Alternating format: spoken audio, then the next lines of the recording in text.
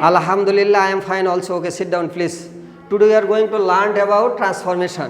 ঠিক আছে, আজকে আমরা শিখবো ট্রান্সফরমেশন। ট্রান্সফরমেশন মানে ট্রান্সফার থেকে ট্রান্সফরমেশন। একটা সেন্টেন্স আছে ওইটা আরেকটা সেন্টেন্সে রূপান্তর করতে হবে, মানে ট্রান্সফার করতে হবে, তাই না?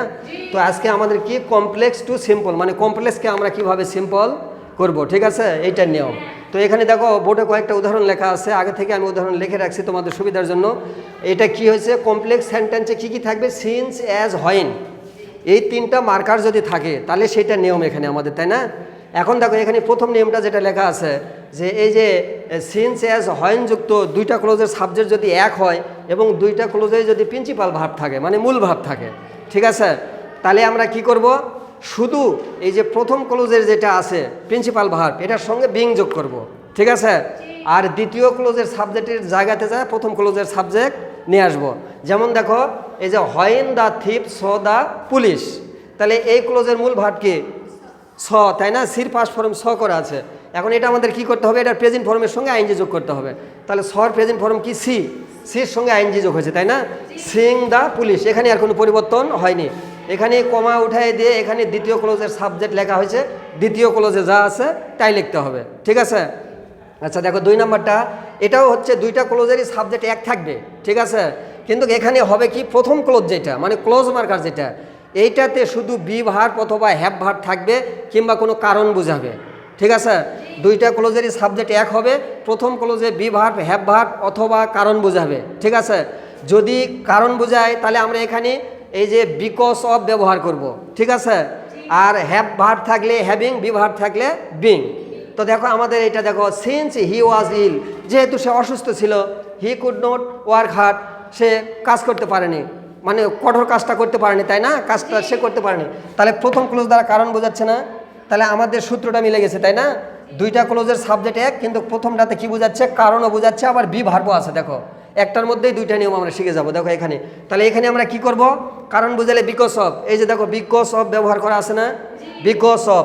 এখানে একটা জিনিস খেয়াল করবে তোমরা, এখানে যে সাবজেক্ট থাকবে সেই সাবজেক্টের পজিটিভ কেস ব্যবহার করবে। যেমন এখানে হি আছে, হি হয়ে কি হয়ে গেছে, হিস, তাই না? সি থাকলে কি হতো, হার। এইরকম এখানে যে পার্সনই থাক সেটার পজিটিভ কেস গঠন করতে হবে। তাহলে because of, here positive case his, আর বি ভার্বের জন্য বিং। যদি মূল ভার্ব থাকতো তাহলে মূল ভার্বের সঙ্গে আইএনজি যোগ হতো। আচ্ছা, তাহলে because of his being ill. এখন এখানে দেখো দ্বিতীয় ক্লোজের সাবজেক্টের জায়গায় প্রথম ক্লোজের সাবজেক্ট আসবে, এখানে কমা চিহ্নটা যেটা সেটা বাদ দিতে হবে, ঠিক আছে। দ্বিতীয় ক্লোজ হুবহুব যা তাই থাকবে, হি কুড নট ওয়ার্ক হার্ড। আচ্ছা 3 নম্বর নিয়মটা দেখো, এখানে খেয়াল করতে হবে কি দুইটা ক্লোজের সাবজেক্ট ভিন্ন হবে, ঠিক আছে, এবং প্রথম ক্লোজে মানে ক্লোজ মার্কার যেটা সেটাতে শুধু বিভার থাকবে। দেখো সেটা অনুযায়ী আমাদের ঠিক আছে। দেখো এখানে দ্য মিটিং এটা একটা সাবজেক্ট, আর এখানে উই, তাহলে সাবজেক্ট দুটা ভিন্ন না।